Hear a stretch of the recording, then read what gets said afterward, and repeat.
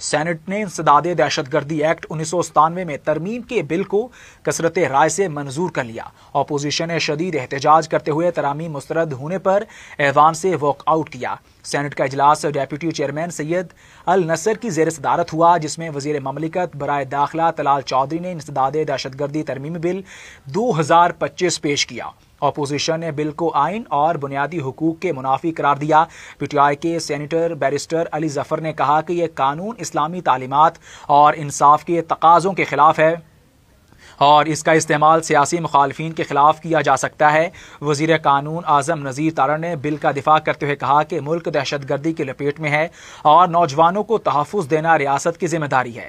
ان کے مطابق اس بل میں ملزم کو وکیل کرنے کا حق حاصل ہوگا۔ پیپلز پارٹی کی شیری رحمان نے کہا کہ دہشت گردی کے خلاف بڑے محاذ پر یہ قانون ضروری ہے، جبکہ ایم کیو ایم کے فیصل سبزواری نے کہا کہ دہشت گردی کی جڑیں ماضی میں کمپرومائزر سے مضبوط ہوئیں۔ اپوزیشن نے ترامیم پیش کی لیکن ایوان نے انہیں مسترد کر دیا اور بل کو کثرت رائے سے منظور کر لیا۔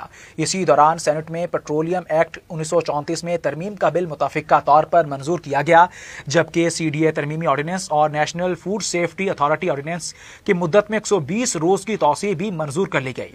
اہم موقع پر چیئرمین سینٹ نے اعلان کیا کہ ایوان کے ارکان نے سیلاب متاثرین کے لیے اپنی 5 دن کی تنخواہیں عطیہ کرنے کا فیصلہ کیا ہے۔ وزیر قانون نے اپنی پوری ماہانہ تنخواہ عطیہ کرنے کا بھی اعلان کیا۔